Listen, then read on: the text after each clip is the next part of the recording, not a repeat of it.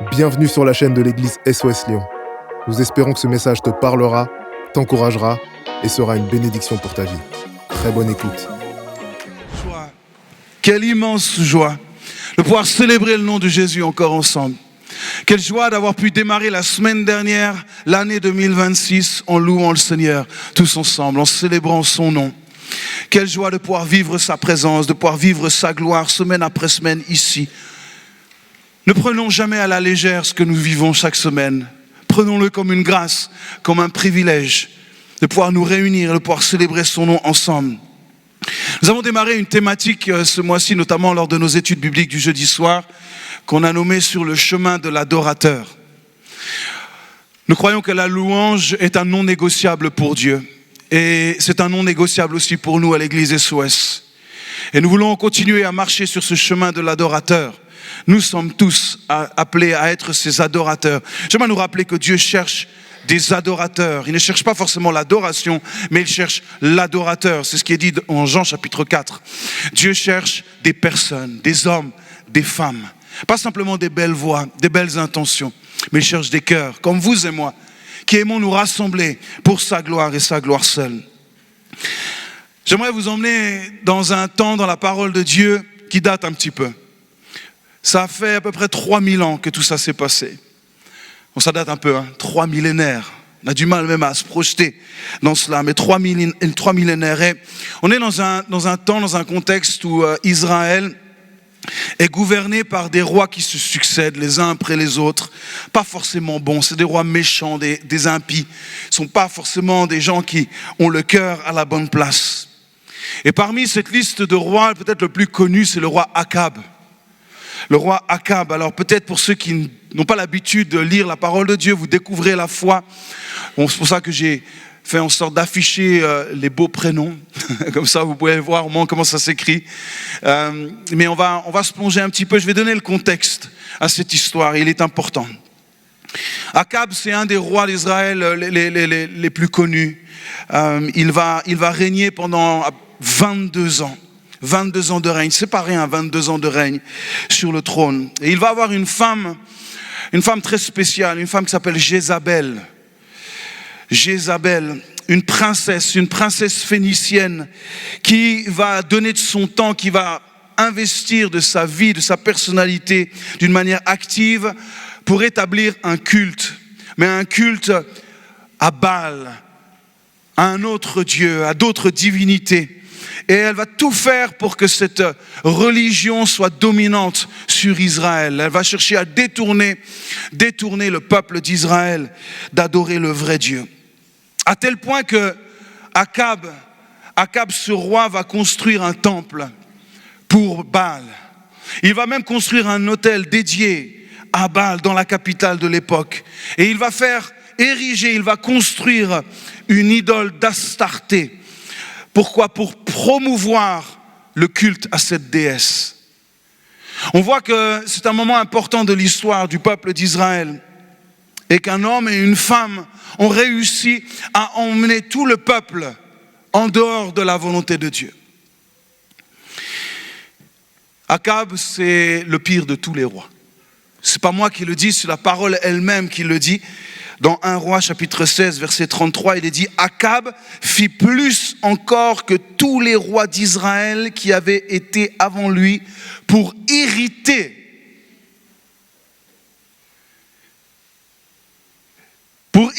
l'Éternel. » Quand je lis cela, je me dis que c'est quand même fou qu'un homme puisse avoir la possibilité d'irriter Dieu.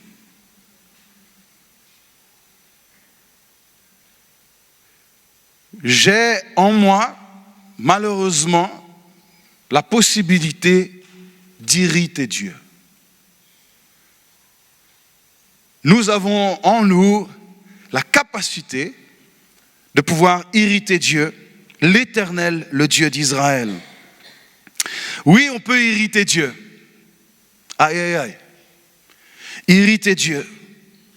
Quand on voit cette histoire, on voit que la source de cette irritation, c'est qu'un homme a réussi à détourner tout un peuple de l'adoration. de l'adoration qui est exclusive à Dieu, pour Dieu. Un homme et son épouse ont réussi à détourner tout un peuple de ce à quoi chaque homme et chaque femme est appelé à vivre et à expérimenter. C'est la présence de Dieu, c'est l'adoration qui revient à Dieu et à Dieu seul. Son règne, le règne d'Akab va être caractérisé par une rupture radicale avec la foi dans le Dieu d'Israël. Il va y avoir une rupture dans le peuple d'Israël. Il va détourner tout le peuple de cette adoration qui revient à Dieu seul. On est dans un temps où jamais dans l'histoire, le peuple d'Israël n'a eu un niveau spirituel aussi bas. C'est un désastre au milieu du peuple d'Israël. C'est le chaos total spirituellement. Mais dans cette période particulièrement sombre de l'histoire, dans cette période, Dieu va susciter un homme. Un homme, un seul. Dieu va susciter un homme. Et ça, c'est une bonne nouvelle aujourd'hui. Il va susciter un homme. Pourquoi? Parce que Dieu n'abandonne jamais son peuple. Ça, c'est une bonne nouvelle. Dieu n'abandonne jamais.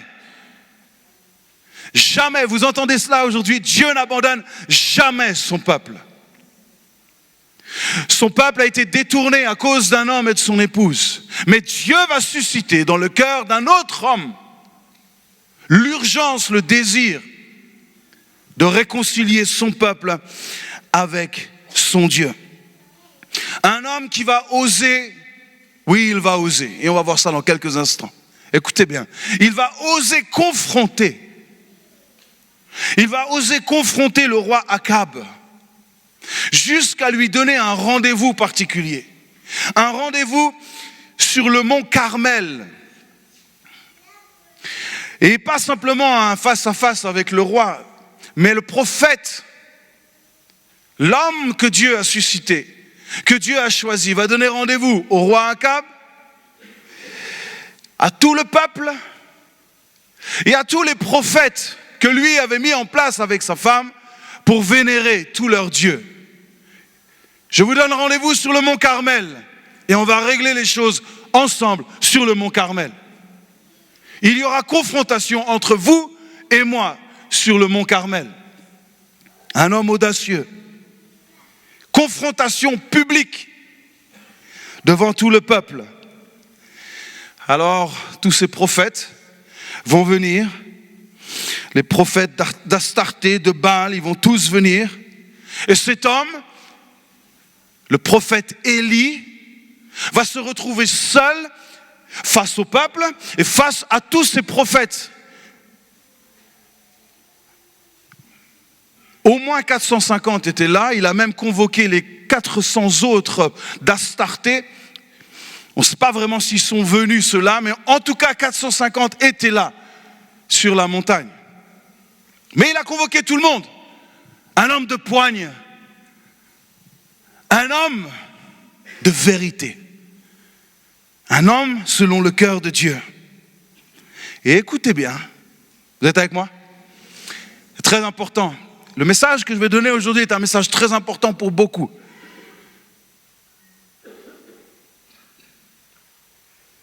Je crois que beaucoup vont repartir totalement différemment, totalement changés, transformés par ce qui va se passer dans quelques instants. Mais écoutez d'abord la parole de Dieu. Recevez la parole de Dieu. Parce que si elle est reçue dans un cœur avec foi, elle ne reviendra pas au ciel sans avoir eu son effet sur la terre. Et elle va avoir son effet dans ta vie aujourd'hui. Écoute bien ce que le prophète dit, la première phrase, une fois que tout le peuple... Imaginez cette scène. Il est tout seul face au peuple, face aux prophètes, face à tout ce monde. Alors Élie s'approcha de tout le peuple. Il n'a pas peur de venir proche du peuple. Et il dit, jusqu'à quand? Jusqu'à quand boiterez-vous des deux côtés? Jusqu'à quand? Si l'Éternel est Dieu, allez après lui. Si c'est Baal, allez après lui. Le peuple ne lui répondit rien. Il n'y a pas de « Bonjour, ça va le peuple, vous allez bien aujourd'hui? Ça fait plaisir d'être avec vous, de vous retrouver. » Non, non, non, non. Là, on va droit au but. Il n'y a pas de temps pour tout cela. C'est cash, c'est direct, on n'est plus là pour jouer. Et on commence avec cette question. Jusqu'à quand? Jusqu'à quand? Jusqu'à quand? Voyez, la racine du problème du peuple d'Israël et du roi Akab à ce moment-là, la racine de ce problème, c'est que le peuple voulait tout avoir. Il voulait avoir la bénédiction de Dieu et en même temps continuer à se confier dans d'autres dieux. En adorant Baal et les Astartés, etc., en se prosternant devant d'autres dieux. Et ça, c'était la racine du problème. Il ne voulait pas faire de choix. Et ce que le prophète Élie est en train de dire à ce moment-là, c'est qu'il faut mettre un terme à cette danse destructrice. C'est une danse. En gros, il est en train de leur dire, vous êtes tous des danseuses. Vous dansez de gauche et de droite, mais cette danse est une danse destructrice. Elle est honteuse et elle est irrespectueuse par rapport à notre Dieu. Il dénonce, il met les faits devant les yeux. Effectivement, on l'a lu ensemble, jusqu'à quand boiterez-vous des deux côtés? Boiter, ici, je me suis attardé un petit peu sur le mot, ça veut dire sauter. Il y en a qui disent de branche en branche, ou à cloche-pied. Ici, il est dit boiter. Et vous le savez, comme moi probablement, que boiter n'est pas très agréable. C'est pas cool de boiter. C'est pas une position qu'on aime, boiter. J'ai boité pendant 2 ans. Pendant 2 années, j'ai boité. Et ça vient tout juste de s'arrêter. Mais pendant 2 ans, j'ai boité. J'ai vécu une opération il y a 2 ans et demi maintenant. Cette opération s'est très bien passée, mais suite à cette opération, j'ai développé une maladie autour de mon ménisque qui a fait que pendant 2 ans, j'ai boité. J'ai eu mal. Certains m'ont vu, certains bienveillants me demandaient alors comment va ton genou? Parce que parfois la douleur était insoutenable, parfois je ne dormais plus la nuit et cela m'attaquait. Et le matin quand je me levais, je boitais. J'avais du mal à sortir de mon lit. Et pendant 2 ans, j'ai pratiqué cette danse bizarre.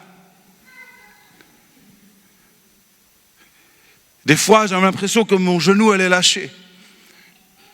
Et à juste titre, les gens, quand ils me voyaient boiter, ils disaient « Mais ça va? Où est-ce que tu en es avec ton genou ?» Ou alors, quand ils m'ont vu la première fois arriver avec les béquilles, forcément, c'est pas normal qu'on marche avec des béquilles. Donc les gens posent la question « Mais qu'est-il arrivé? Qu'est-ce qui s'est passé? Pourquoi tu boites ?» Parce que nous ne sommes pas faits pour boiter. Et si je vous disais aujourd'hui, qu'il y a certainement plus de boiteux que l'on imagine ici dans ce lieu.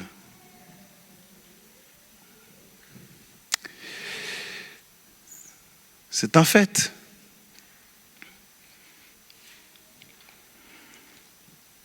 Et si je vous disais qu'on est peut-être un petit peu tous boiteux?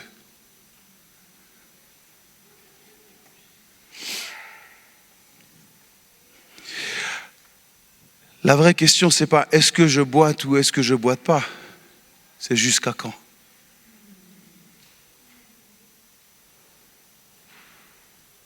Jusqu'à quand vous allez boiter? Jusqu'à quand vous allez mener cette danse? Jusqu'à quand? Quand j'ai vu mon chirurgien et qu'on a fait le scanner ensemble, je lui ai posé cette question. Jusqu'à quand? Jusqu'à quand je vais boiter? Jusqu'à quand je vais avoir mal comme ça? Et il m'a dit, Monsieur Marwan, c'est entre 12 et 24 mois. Ok. 12 et 24 mois. Et il a vu juste, ça a duré plus 24 que 12, mais autour des 24 mois, ça s'est terminé. Pourquoi, je lui ai demandé, jusqu'à quand? À votre avis, pourquoi? Parce que l'homme n'est pas fait pour boiter. L'homme est fait pour marcher droit. Il n'est pas là pour aller de branche en branche. Il est pour aller dans une seule et même direction, qui s'appelle la vérité. En Jésus-Christ. Marcher sur ce chemin de la liberté qui se trouve en Jésus. Le problème du peuple à ce moment-là, vous savez quel est ce problème? C'est qu'il ne se pose même plus la question.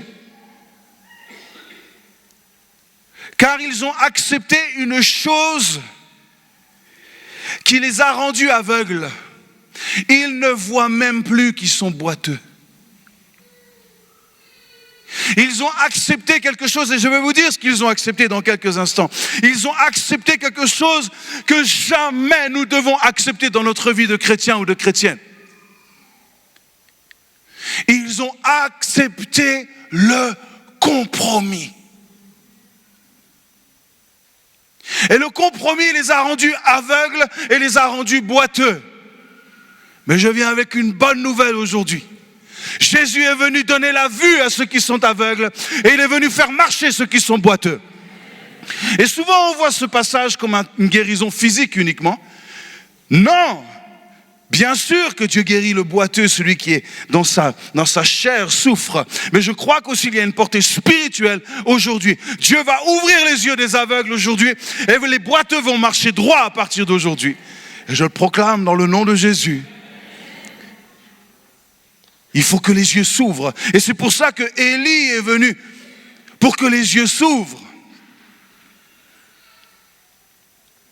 Ils ne savaient plus qu'ils étaient boiteux. Le compromis, c'est quoi? Le compromis, c'est un accord, c'est un arrangement, c'est une concession, c'est une conciliation, c'est un consensus, c'est un accommodement. Voilà, juste une, ça suffit.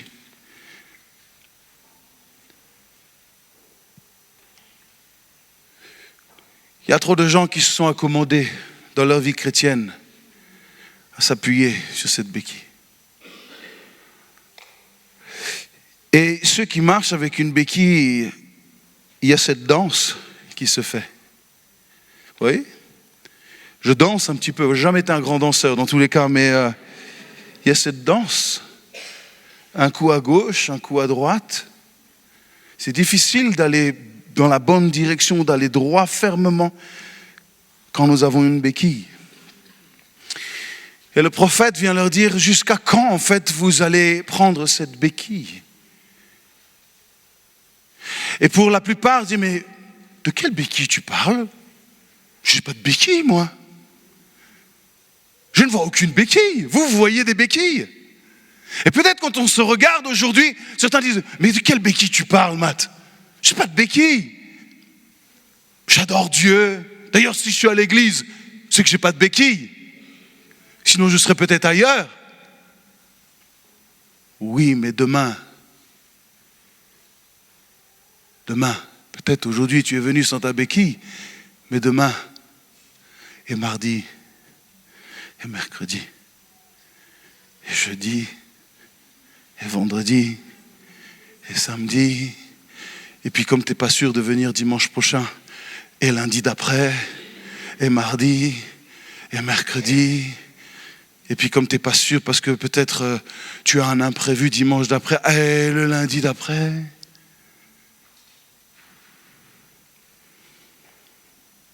Serions-nous devenus un peu comme le peuple?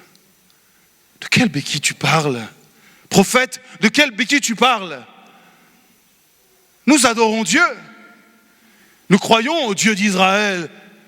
Oui, bien sûr, nous croyons en lui. Oui, mais vous croyez aussi en d'autres dieux. Au Dieu de la prospérité. Au Dieu de la fertilité, vous y croyez aussi. Même vous vous prosternez devant ce Dieu. Et maintenant, il va falloir que tout cela s'arrête. Il y a urgence à ce que cela s'arrête. Dieu est en train de perdre patience avec vous. Il est lent à la colère, mais quand la colère vient, elle vient. Alors ça peut mettre du temps, ça peut mettre longtemps, mais quand elle vient, mon ami, je ne te souhaite en aucun cas d'être sous la colère de Dieu un jour. Mais il y a du temps, effectivement. Et ça, c'est exactement ce que le diable dit. Vous savez ce qu'il dit? Il dit, vois demain. Demain. Pas maintenant. Mais Dieu te dit, c'est pour aujourd'hui. Dieu te dit, c'est pour aujourd'hui. Et le diable te dit, non, c'est pour demain. T'inquiète pas. T'as encore le temps. Tu es tellement jeune. Sans remuer trop de choses compliquées, mais il y a des choses qui peuvent se passer si rapidement. Hier, mon père a eu un accident. Il a glissé et il s'est empalé dans un tronc d'arbre avec sa voiture. Dieu merci, il s'en est bien sorti. Mais ça aurait pu être son dernier jour hier. Il y a quelques semaines, nous avons tous été au courant d'un drame. Un drame comme jamais il n'y a eu sur le sol suisse. Oh, terrible de savoir que plus de 40 jeunes sont partis en quelques instants dans des souffrances abominables. Le diable dit non, demain. Demain. Dieu te dit aujourd'hui. Demain. Demain c'est mieux. J'ai encore des choses à faire. Il faut encore que... Le Seigneur te dit aujourd'hui. Aujourd'hui est le jour du salut. Aujourd'hui est le jour de grâce. Aujourd'hui, je suis venu te parler. Aujourd'hui, je m'adresse à toi. Acceptes-tu d'ouvrir les yeux? Acceptes-tu de reconnaître qu'effectivement, tu es peut-être un petit peu boiteux et que tu as besoin de lâcher ta béquille?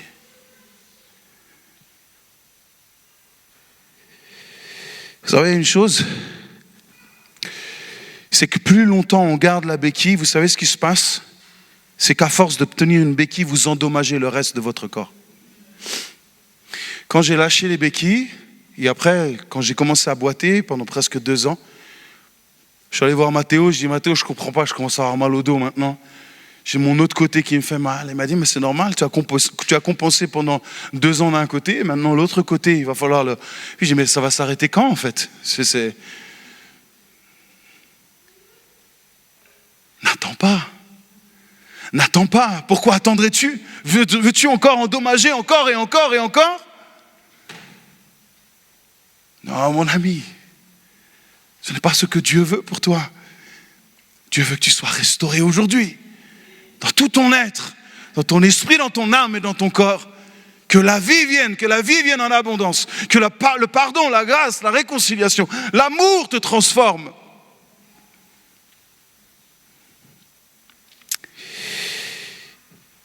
J'aimerais vous dire une chose. Si notre relation avec Dieu ne se construit plus, elle se détériore. Si notre relation avec Dieu ne se construit plus, et aujourd'hui tu te dis, mais moi je suis bien comme ça, tu vois, un petit coup à gauche, un petit coup à droite, je mène ma danse. J'aime bien mes petits pas de danse. Un petit coup dedans, un petit coup derrière, un petit coup je rentre à l'église, un petit coup après je m'en vais, je fais ma petite vie, après je reviens, et puis... Vous savez, le plus grand mensonge que l'ennemi peut te faire croire, c'est que ça va bien. Tu t'en sortiras comme ça. Tu demanderas pardon demain, ça ira mieux. Ça c'est un mensonge, il a emmené tout un peuple là-dedans. Vous ne croyez pas qu'il va se priver de le faire même 3000 ans plus tard? C'est une stratégie qui marche très très bien. Parce que rapidement l'être humain devient aveugle. Il ne voit plus.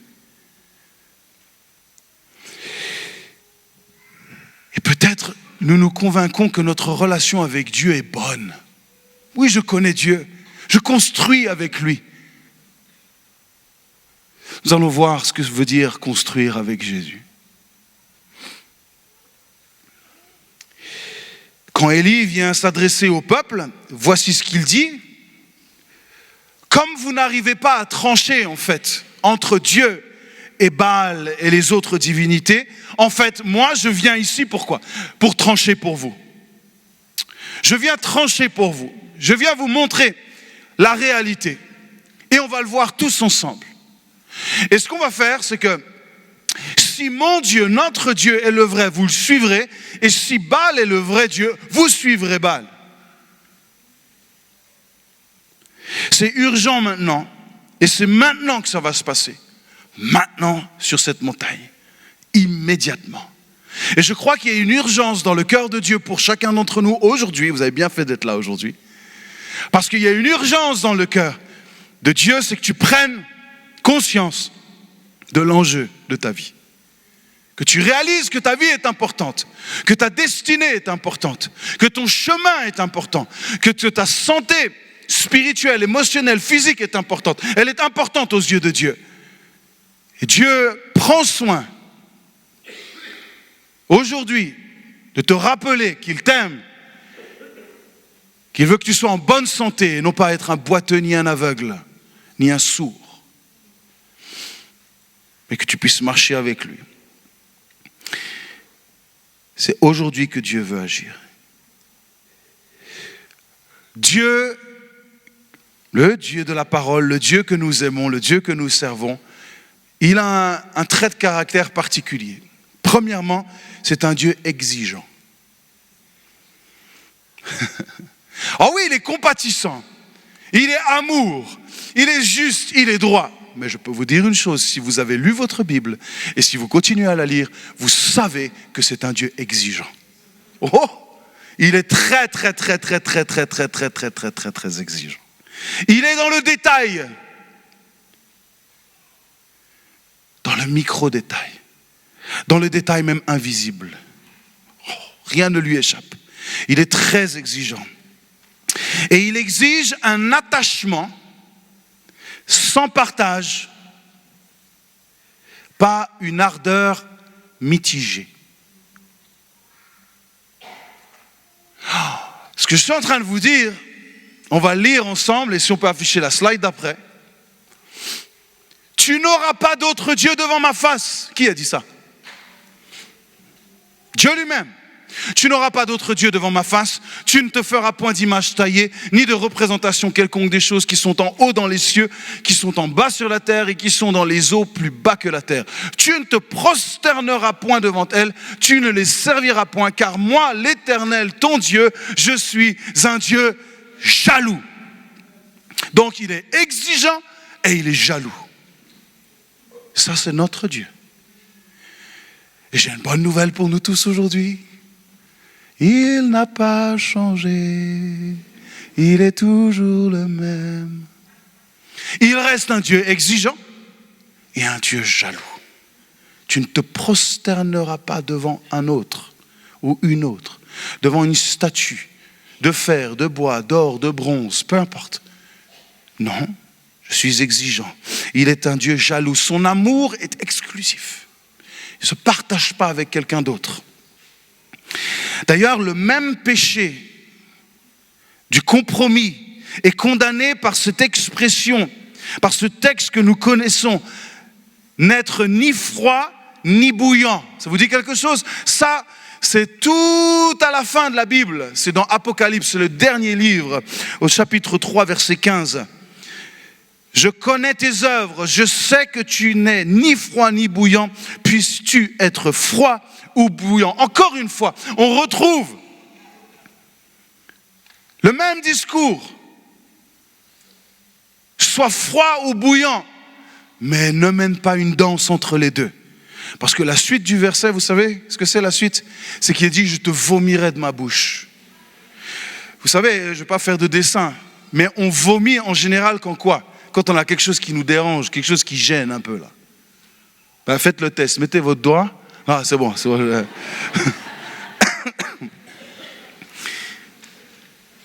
Quand il y a quelque chose qui nous dérange, ça a besoin de sortir. De la même manière, Dieu dit, si tu es tiède, tu me donnes la nausée. Tu m'irrites. Il y a quelque chose en moi qui m'irrite. Et je vais être obligé de te vomir de ma bouche. Ouais. Pas terrible comme statut quand même. Hein. J'ai été vomi de la bouche de Dieu. Non. On ne veut pas être dans cette position-là. J'ai envie de te dire, il n'y en a que deux. Libre à chacun de choisir. Soit tu es bouillant, c'est-à-dire tu as un cœur bouillant pour lui, enthousiaste, plein d'ardeur, plein de joie, plein d'amour pour lui, pour sa parole, et suivre sa parole, et vivre sa parole, et l'aimer de tout ton cœur, de toute ta force, de toute ta pensée, de tout ton être. Ou alors j'ai envie de te dire, éclate-toi ailleurs. Et je te le dis franchement, si tu batailles, si tu as envie d'aller goûter le monde, vas-y. Va goûter à tout ce que le monde t'offre. Va goûter au sexe, va goûter à la drogue, va goûter à l'alcool, va goûter au pouvoir, à l'argent, va chercher toutes ces choses. Vas-y, mais vas-y à fond s'il te plaît. Ne fais pas à moitié les choses. Va, donne-toi à fond. Peut-être tu dis, mais c'est le seul prédicateur que j'ai entendu qui encourage les gens à aller dans le monde. Mais va, c'est pas moi qui te dis, c'est Dieu qui te le dit lui-même. Vas-y. Éclate-toi, prends plaisir. Dans les plaisirs du monde, dans les plaisirs charnels. Vas-y. Parce que si tu veux continuer à mener ta danse, je vais être obligé de te vomir de ma bouche. Ça va? C'est un bon message de rentrée, ça, pour l'année 2026.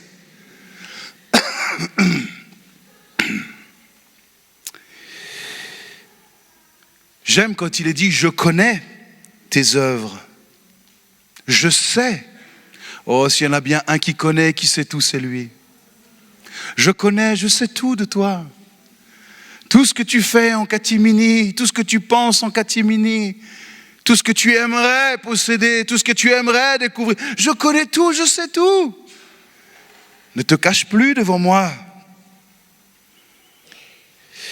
Ce grand piège, cette grande séduction de l'ennemi qui nous fait croire qu'un petit peu de sel de religion, un petit peu de poivre de spiritualité est un plat satisfaisant pour notre Dieu.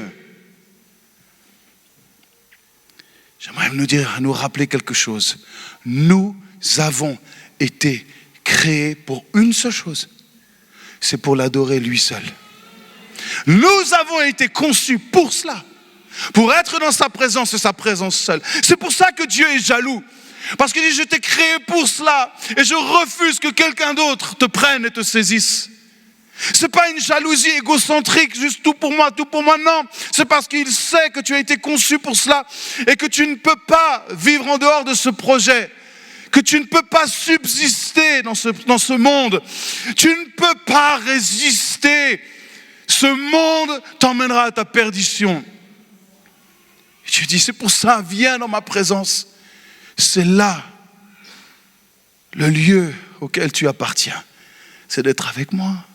Et avec moi seul. Je t'ai créé comme ça.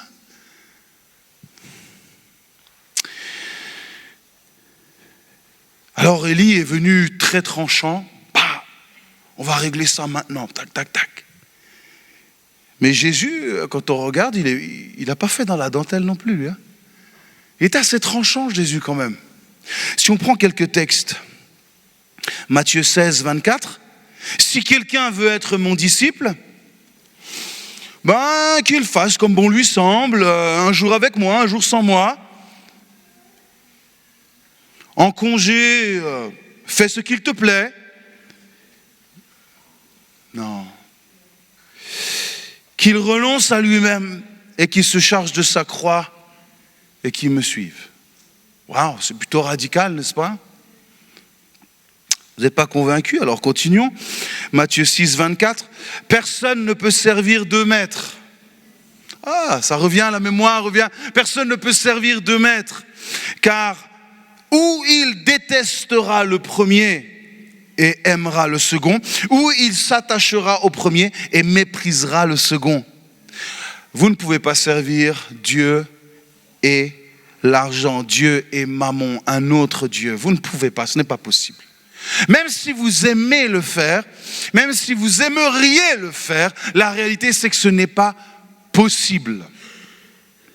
Nous pouvons nous persuader que nous servons Dieu et que nous aimons Dieu, mais Dieu dit que ce n'est pas possible, que si tu veux me suivre, si tu es véritablement un de mes apprentis, ça veut dire un de mes disciples, alors la seule chose, la seule condition, c'est que tu renonces à tout. À tout ce que tu as, tout le reste, tout ce que tu possèdes, rien ne t'appartient. Et quand plus rien ne t'appartient, ben là tu peux me suivre. Et quand Dieu dit tu ne peux pas servir Dieu et Mammon, quand Jésus dit cela, pourquoi? Il sait très bien qu'une des choses qui retient le plus l'être humain, c'est l'argent. C'est le pouvoir, c'est le matérialisme. Et Jésus est clair. Si tu es encore attaché à ton argent et à ton matériel, en fait, je suis en train de te dire que tu ne me sers pas moi, tu le sers lui. Je ne sais pas si vous allez m'aimer encore après ce message, mais devons parfois mettre les choses telles qu'elles sont devant nos yeux et pas continuer à être des aveugles ou des boiteux. Parce que ce que nous voulons, debout sainte cohorte, soldats du roi des rois. Il ne faut pas être des soldats qui boitent. Non. On veut être là, droit dans nos bottes. On sait où on va. On se tient droit. On regarde devant et on avance. C'est ça qu'on veut. Pour cela, il y a un mode d'emploi que nous devons suivre. La marche chrétienne n'est pas une marche boiteuse, mais une marche droite. Alors certains se disent, alors attends, parce que là tu nous as emmenés dans une histoire, tu nous as parlé d'un roi Akab, de sa femme Jézabel, ils ont détourné tout le peuple d'Israël vers d'autres dieux. Tu nous as parlé d'un prophète qui s'appelle le prophète Élie, qui est venu, qui a convoqué tout le monde sur une montagne qui s'appelle sur le mont Carmel pour une confrontation. Et tu nous as même pas dit en fait ce qui allait se passer lors de cette confrontation. Eh bien, c'est exactement ce que je vais vous demander de faire, c'est que dans 15 jours, je donnerai la suite du message et vous allez lire en amont l'histoire. Parce que c'est une des histoires les plus terribles de l'Ancien Testament. Et vous allez voir que notre Dieu est un Dieu exigeant. C'est un Dieu juste, c'est un Dieu parfait, c'est un Dieu droit. Et qu'on ne joue pas avec lui. Mais je vous laisserai découvrir ça tranquillement à la maison. Alors petit conseil, peut-être ne lisez pas ce chapitre avant de dormir la nuit. Lisez-le au matin. Peut-être vous aurez le temps de cogiter un petit peu, dire waouh, c'est quand même incroyable cette histoire. Et puis dans 15 jours, on verra la suite. Mais j'aimerais pendant les 15 jours qui viennent là, que vous puissiez réfléchir à cette question, jusqu'à quand boiterez-vous? Jusqu'à quand? Jusqu'à quand? Alors, en conclusion, parce que c'est suffisant pour aujourd'hui, nous ne sommes pas créés pour boiter, mais pour marcher droit. Je rappelle, si notre relation avec Dieu ne se construit plus, elle se détériore. Et Dieu cherche un attachement sans partage, pas une simple ardeur mitigée. Pas juste un petit enthousiasme du dimanche après-midi, parce que William a très bien conduit la louange et c'était super. Mes amis, c'est tellement plus grand et plus puissant que cela. C'est tellement plus profond que cela. Suivre Christ n'est pas une simple émotion d'un jour, c'est une décision de tous les jours. Chaque jour, je décide de laisser ma canne. Chaque jour, quand tu te lèves, dans les prochains jours, proclame-le. Je lâche ma canne et j'ouvre les yeux. Il y a trop de gens qui avancent comme ça aujourd'hui. Ils vivent leur vie chrétienne comme cela. Ils n'arrivent pas à voir devant. Ils ne voient plus rien. Lâche ta canne, ouvre les yeux, prends la parole devant tes yeux et nous est dit, et laisse cette lumière sur ton sentier. Commence à la poser devant tes yeux et commence à marcher. Commence à faire un pas après l'autre. Commence à cheminer sur ce chemin de la foi. Commence à croire, commence à élever ta voix. Commence à déclarer qui est Dieu. Commence à mettre toute ta confiance en l'Éternel. Et la parole nous rappelle que tu ne seras jamais déçu. Jamais déçu si tu mets ta confiance en l'Éternel. Jamais. Mais lâche ta canne, ouvre les yeux.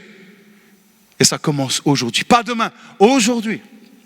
Aujourd'hui est un rendez-vous pour tous ceux qui veulent lâcher leur canne et ouvrir les yeux. Est-ce qu'on peut se lever ensemble? Merci d'avoir pris le temps d'écouter ce message. Si tu n'as pas encore d'église, rejoins-nous et toutes les informations sont disponibles sur notre site internet églisesoslyon.com. À bientôt.